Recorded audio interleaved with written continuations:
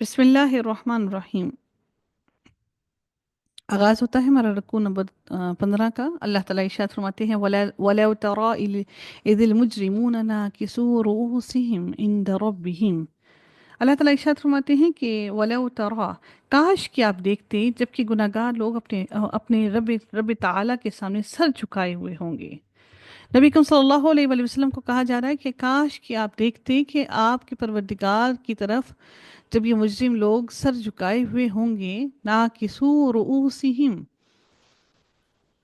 جب یہ لوگ سر کو جھکا کر کھڑے ہوں گے، تو اللہ تعالیٰ فرماتی ہے ان کے بارے میں کہ کاش کہ آپ دیکھتے جبکہ گناہگار لوگ اپنے رب تعالیٰ کے سامنے سر جھکائے ہوئے ہوں گے، کہیں گے اے ہمارے رب، ہم نے دیکھ لیا اور سن لیا، اب تو ہمیں واپس لوٹا دے، ہم نیک اعمال کریں گے، ہم یقین کرنے والے ہیں۔ آج ہم تیرے پاس لوٹنے پر یقین کر رہے ہیں، آج ہم اس بات پر یقین کر رہے ہیں کہ حقیقت میں تیرے پاس لوٹ کر آنا ہے، لیکن اب جو آنکھوں سے دیکھ کر یقین کرنا ہے، اب تمہارا یہ یقین کرنا کسی کام کا نہیں، یعنی اپنے کفر اور شرک کی وجہ سے وہ مارے ندامت کے پریشان ہوں گے اور اپنا سر جھکائے ہوئے ہوں گے، اور وہ اپنے رب سے یہ کہیں گے کہ اے رب، ہم نے تیری تکذیب کی، آج ہم نے تیری تکذیب کرنے کی وجہ سے ہم نے سب کچھ دیکھ لیا جس کا ہم انکار کرنے والے تھے، آج وہ ساری کی ساری وعیدیں، ساری کی ساری باتیں سچ ہو گئی ہیں، اور پیغمبروں کی تصدیق کو سن لیا۔ جو پیغمبر کہا کرتے تھے ہم نے اس وقت دیکھنا تھا دنیا کے اندر، سننا تھا، لیکن ہم نے اس وقت دنیا میں غفلت دکھائی، لیکن ہم نے دنیا میں یہ سب کچھ نہیں کیا۔ آج ہم نے دیکھ لیا، تو اے پروردگار تو ہمیں واپس اس دنیا میں لوٹا دے تاکہ ہم صالح اعمال کر کے تیرے پاس لوٹیں۔ تو سوچئے کہ یہ ندامت کا دن صرف کافروں کے لیے نہیں کہا گیا، بلکہ اللہ تعالیٰ نے یہاں پر کافروں کی بات نہیں کی، میرے رب نے فرمایا وَلَوْ تَرَىٰ إِذِ الْمُجْرِمُونَ، یہ مجرم لوگوں کی بات کی جا رہی ہے۔ ان مجرم لوگوں کے اندر ہم سارے لوگ شامل ہیں کہ وہ جب اپنے سروں کو جھکائے ہوئے ہوں گے، جرم کر کے کھڑے ہوں گے، اپنی دنیا کی زندگی میں اللہ کے لیے وقت نہیں نکالا، اپنے رب سے جڑنے کا وقت نہیں نکالا، اور وہ اپنے سر کو جھکائے کھڑے ہوں گے، تو اب وہ اپنے رب کے آگے گزارش کریں گے، گڑ گڑائیں گے، لیکن اب گزارش کرنا، گڑ گڑانا، اب عمل کا وقت ختم ہو گیا، اب صفحات لپیٹ دیے گئے، اب وقت تمہارا مکمل کر دیا گیا۔ وَلَوْ شِئْنَا لَآتَيْنَا كُلَّ نَفْسٍ هُدَاهَا ولكن حق القول مني لأملأن جہنم من الجنة والناس اجمعین۔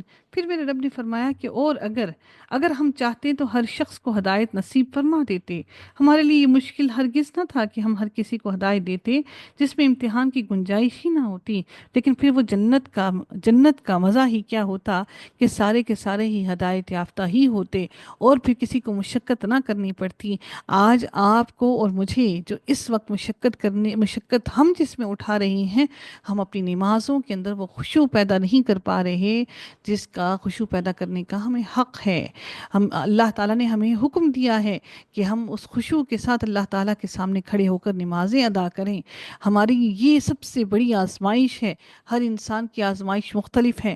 ہم اگر قرآن کے اتنے قریب آ چکے ہیں تو اب ہماری جس چیز پر ہماری آزمائش رکی ہوئی ہے وہ ہماری نمازوں کے اندر خشوع پیدا کرنا، ہماری نمازوں کے اندر ہماری آنکھوں سے آنسوؤں کا جاری ہونا، ہماری نمازوں کے اندر یہ سمجھ کر پڑھنا کہ ہم اللہ تعالیٰ کے سامنے حاضری دینے کے لیے کھڑے ہیں، اور ہم اللہ تعالیٰ کی طرف متوجہ ہیں، اور وہ ہماری گزارشوں کو سن رہا ہے۔ آج ہم نمازوں کو اس خشوع اور خضوع کے ساتھ نہیں ادا کر رہے، یہ ہماری سب سے بڑی آزمائش ہے۔ ہم بھی یقیناً اس آزمائش میں مبتلا ہیں، ہم بھی یقیناً اعمال کی آزمائش میں مبتلا ہیں کہ ہم اپنے اعمال کو بہتر کر سکیں، اپنے رب کی رضا کے مطابق ڈھال سکیں۔ میرے رب نے فرمایا کہ وَلَوْ شِئْنَا لَآتَيْنَا كُلَّ نَفْسٍ هُدَاهَا، کہ اگر میں چاہتا تو میں سب کو ہی ہدایت کر دیتا، وَلَكِنْ حَقَّ الْقَوْلُ مِنِّي لَأَمْلَأَنَّ جَهَنَّمَ۔ اللہ تعالیٰ پھر مزید کیا ارشاد فرماتے ہیں کہ لیکن میری یہ بات بالکل حق ہو چکی ہے کہ میں ضرور ضرور جہنم کو انسانوں اور جنوں سے پر کر دوں گا، بھر دوں گا۔ یہ میری بات حق ہے۔ جہنم من الجنت والناس اجمعین، میں ان سب کے ساتھ جہنم کو انسانوں اور جنوں سے بھر دوں گا۔ اگر آج ہم قرآن کے لیے اکٹھے ہوئے ہیں تو ہم اس یقین کے ساتھ نہ بیٹھ جائیں کہ ہم قرآن کے پڑھنے والے ہیں تو یقیناً ہم جنتی ہیں، ایسا ہرگز نہیں ہے۔ میں وہ جو بار بار بار بار کہتی ہوں کہ رونگٹے کھڑے ہوتے ہیں یہ سوچ کر بھی کہ ہمیں اگر کوئی یہ گمان کرتا ہے، اللہ تعالیٰ ہمیں ان کے گمان کے مطابق ڈھال دے۔ اللہ بہتر جانتا ہے کہ اس نے کس کو جنت میں ڈالنا ہے اور جہنم میں ڈالنا ہے۔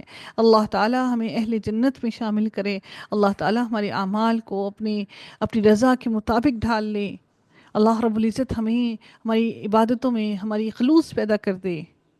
پھر میرے رب نے کیا ارشاد فرمایا کہ فذوقوا بما نسیتم لقاء یومکم، اب تم اپنے اس دن کی ملاقات کے فراموش کر دینے کا مزہ چکھو، جس دن کا تم نے فراموش کر دیا تھا اس ملاقات کو، آج تم اس کا مزہ چکھو۔ ھذا اذا نسیناکم وذوقوا عذاب الخلد بما کنتم تعلمون۔ پھر میرے رب نے فرمایا کہ ہم نے بھی تمہیں بھلا دیا، تم نے دنیا میں ہمیں بھلا دیا، ہم نے بھی دیکھو تمہیں بھلا دیا۔ یہ کوئی بہت عام سی بات نہیں ہے۔ آپ صرف اس بات کو سوچئے کہ آپ نے اپنے اولاد کو پیدا کیا، پالا پوسا، اور پھر اس اولاد نے آپ کو، اگر وہ کسی یورپین کنٹری میں چلا جائے اور پھر آپ کی اولاد آپ کو بھول جائے تو کتنا دکھ ہوتا ہے، پورا کا پوری دنیا آپ کے دکھ میں شریک ہوتی ہے۔ دیکھیں آج اولاد نے اپنے بوڑھے ماں باپ کو اکیلا چھوڑ دیا، لیکن میرے رب نے کہا کہ ہم نے بھی آج تمہیں بھلا دیا۔ اللہ اکبر! اور پھر جب رب بھلا دے تو پھر اس کو کون بچانے والا اور کون اس کی مدد کرنے والا ہے؟ اور اپنے کیے ہوئے اعمال کی شامت سے ہمیشگی کی عذاب کا مزہ اب چکھو۔ وذوقوا عذاب الخلد، ہمیشگی کا عذاب ہے جو تم نے خود کیا ہے، اسی کی وجہ سے ہے۔ انما یؤمنو، یہاں پہ دیکھیے گا یؤمنو، یہاں پر آیا پیش اور یہاں پر آگے حمزہ آیا ہے یؤمنو، یہاں پر حمزہ کو واو پر رکھا گیا ہے۔ یہ جو آج میں نے آپ کو محموز کا قانون بتایا، اب آپ اس کو یہاں پر خود سے نوٹس کیجئے۔ یؤمنو، ہم نے اس کو پیش کی حرکت کے موافق بدلا، لیکن دو حمزہ نہیں ہے، یہاں پر حمزہ ایک ہی ہے، تو ہم نے پیش کی حرکت کے موافق ہم نے واو کو لکھا۔ ٹھیک ہے، یؤمنوا بآیاتنا الذین اذا ذکروا بها خروا سجدا وسبحوا بحمد ربهم وهم لا یستکبرون۔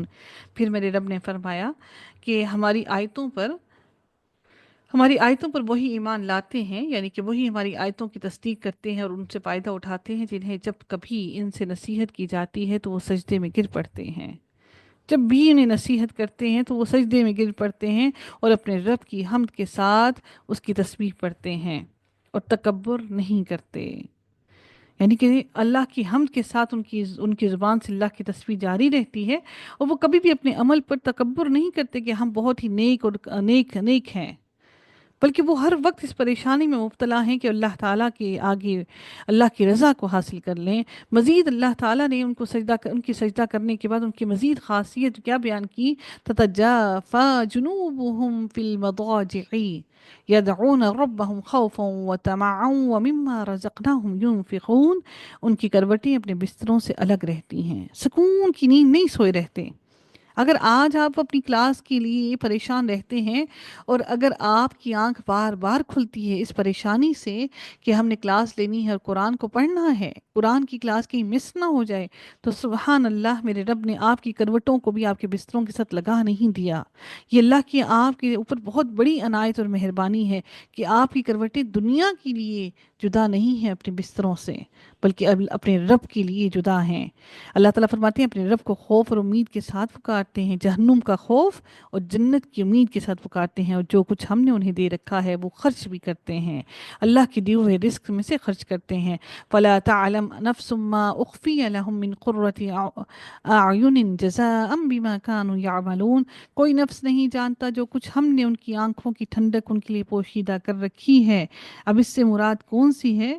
اس سے مراد اس کی آنکھوں کی ٹھنڈک سے مراد کیا ہے کہ یعنی اللہ کے سوا کوئی نہیں جانتا ان نعمتوں کو جو اس نے اپنے اہل ایمان کے لوگوں کے لیے چھپا رکھی ہیں، جن کو دیکھتے ہی ان کی آنکھیں ٹھنڈی ہو جائیں گی۔ نبی اکرم صلی اللہ علیہ وآلہ وسلم نے اس معاملے میں حدیث قدسی میں بیان فرمایا کہ اللہ تعالیٰ فرماتا ہے میں نے اپنے نیک بندوں کے لیے وہ چیزیں تیار کر رکھی ہیں جو کسی آنکھ نے نہیں دیکھی، جو کسی کان نے نہیں کبھی سنی، اور نہ کسی انسان کے وہم و گمان میں اس کا کبھی گزر ہوا ہے۔ انسان کا وہم و گمان بھی وہاں تک نہیں جا سکتا کہ اس کے رب نے اس کے لیے کیا کچھ تیار کر رکھا ہے۔ پھر میرے رب نے فرمایا افمن کان مؤمنن، مؤمنن دیکھیے آپ یہاں پر بھی پیش کو حمزہ کو واو پر بٹھایا گیا کیونکہ پیش کے موافق اس کو بدلا گیا۔ مؤمنن کمن کان فاسقا لا یستوون، کیا وہ جو مومن ہو مثل اس کی ہے جو فاسق ہو؟ کیا دونوں برابر ہو سکتے ہیں؟ یہ برابر ہرگز نہیں ہو سکتے ہیں۔ جن لوگوں نے ایمان قبول کیا اور نیک اعمال بھی کیے ان کے لیے ہمیشہ کی والی جنتیں ہیں، اور ان کے رب کی طرف سے مہمانداری ہے ان کے اچھے اعمال کے سبب۔ لیکن جن لوگوں نے اللہ کے حکم کو نہیں مانا ان کا ٹھکانہ اللہ نے دوزخ تیار کر دیا۔ جب